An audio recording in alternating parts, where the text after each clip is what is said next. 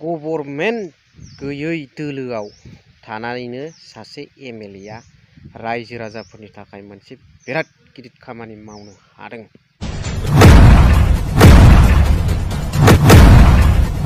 Model degree college आरो model village बानायनायनि प्रस्ताब लोगोसे सेंसनखौ बिथाङा लाबोखाबाय।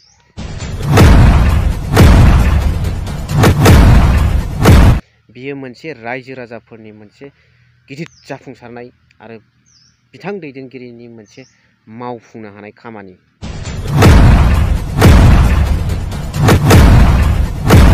दिनै बिनि सोमोन्दै गुवारै ससेब्लाबो नोंथांमोनजों भिडिअ क्लिप्स होनानै सावरायगोन। Hello' everyone, one second welcome back to the channel. दिनैनि गोदान भिडिअ नोंथांमोन बयखौबो गोसो गोथारै बरायदों। लोगोसे आसा खालामो इसोरनि अननायाव नोंथांमोन बयबो मोजां दं। गोदानै डिलिमिटेशन ड्राफ्ट फाइनाल ड्राफ्टनि गेजेरजों फोसावनाय दतमा एमएलए कनस्टिटुएन्सिनि बिथां एमएलए सार रबिराम नार्जारिया फाथाखाथा गाम्बारि बिलावहाय बेखौ मोनसे मडेल भिलेज बानायनायनि प्रस्ताब आरो बिराद गिदिर मोनसे एमाउन्टनि सेंसन बिथाङा लानानै फैदों। लोगोसे बेवहायनो बे ओनसोलनि जनसाधारन सुबुंफोरनि सार्थआवहाय बिथांमोननि गथ' गथायफोरनि फरायनांगौनि थाखाय मोनसे बिराद गिदिर मडेल कलेज बिथाङा सेंसन लानानै फैदों। अलरेडि जाखाबाय होननानै बिथाङा फोरमायदों गावनि बिबुंथिनि गेजेरजों। बेखौ भिडिअनि जोबनायथिं नोंथांमोना गावनि खुगाजों बुंनायखौ नुहैनो मोनगोन। लोगोसे जों दसे सावरायग्रोनि जे दिनैनि समाव जायफोर लिडारफ्रा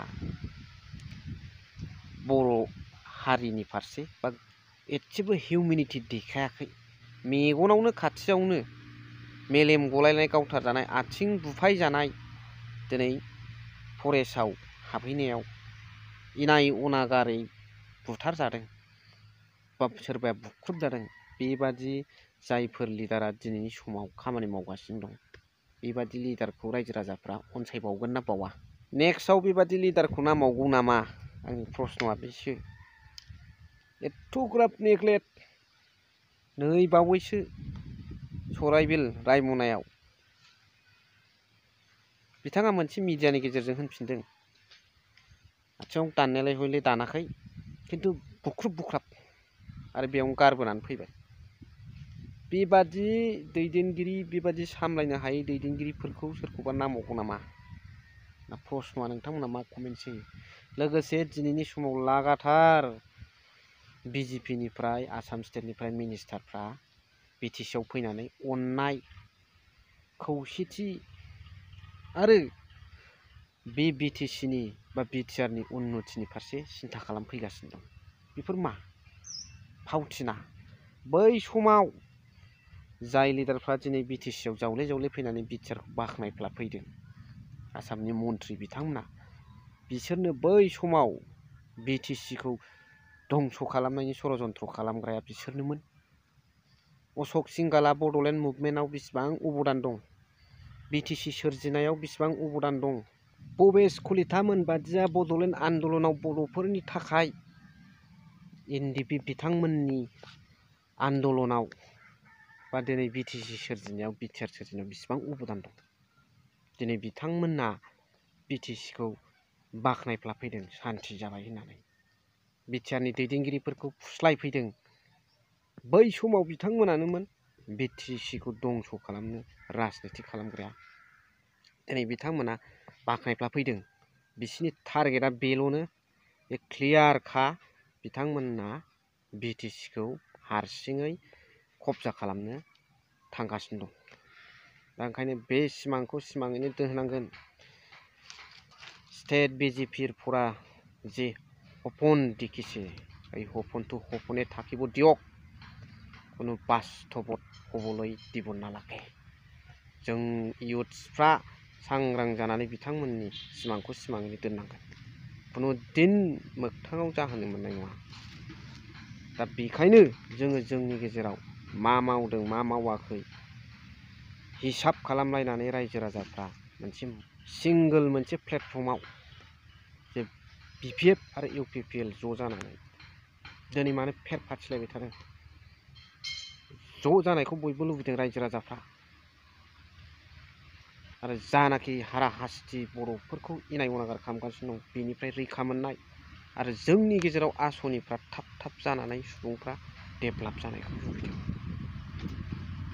दिनैसिमबो सोरबा सोरबा बुंनो नागिरो 16टा डिपार्टमेन्टखौ डिसिनो होनाया जोंनि थाखाय जोबोद मोजांसो बिटिआरनि थाखाय होननानै 6 सिडिउला जेरै दं एरै दं होननानै साननानै नाय नोंथांमोनाबो जेखि आफादाव थाया मानो दिनै रबिराम नार्जारि बिथां सारा लाबोदों गाम्बारि बिल बादियाव खोथा होनाय मथे गाराङाबो गिदिर खामानियाबो गिदिर आरो बिखाफोर दाननानै बिथाङा बुंदों गाव लाबोनाय मोनसे जाफुंसारनाय स्किमखौ बिदिनो जानांगौ मावनो हानांगौ रायजो राजानि थाखाय आं बिथांखौ साबायखर होयो।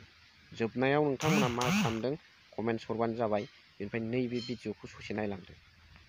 मोनसे घोषणा बेवहाय घोषणा होना गालांगोन नोंथांमोननि बे गाम्बारि बिलावनो बे गाम्बारि बिल फोथारावनो आसाम सरकारनिफ्राय आङो देग्लाय 35 कोटि टाकानि मोनसे मडेल डिग्री कलेज लाबोबाय।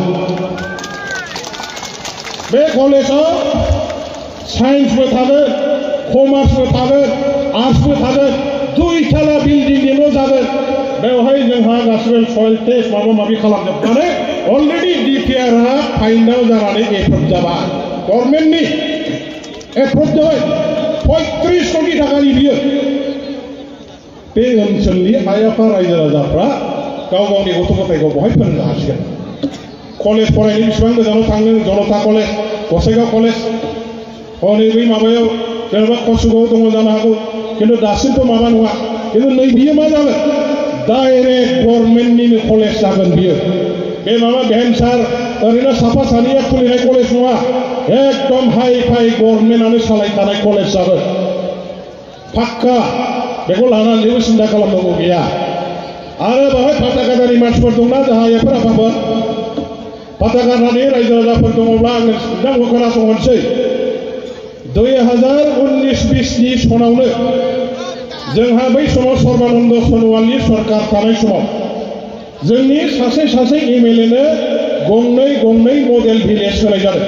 हनै जोंहा मनिटर बिथां दं बे समाव बिथाङाबो एमएलएमोन बिथांनोबो गंनै होदों आंनोबो गंनै होदों। जों जेसेबां एमएलएफोर दं गासैबो एमएलएनो गंनै मडेल भिलेज होदों। दा बेनि गेजेराव आङो दतमा डेभेलपमेन्ट ब्लकनि आन्दाराव शक्ति आश्रम मुखिगावखौ मोनसे मडेल भिलेज हिसाबै होदों। आरो नैबे फाथाखाथा गामियाव जोंहा गोदो समर ब्रह्म चौधुरी बिथाङाबो बे गामियाव दङमोन आरो बे गामिया माने एसे बयजोंबो मिथिजानाय गामि। दा बे हिसाबै आङो मा खालामदों बे फाथाखाथा गामिखौ मडेल भिलेज हिसाबै होनांगौ होननानै कसुगाव डेभेलपमेन्ट ब्लकनिफ्राय होनाय जादों।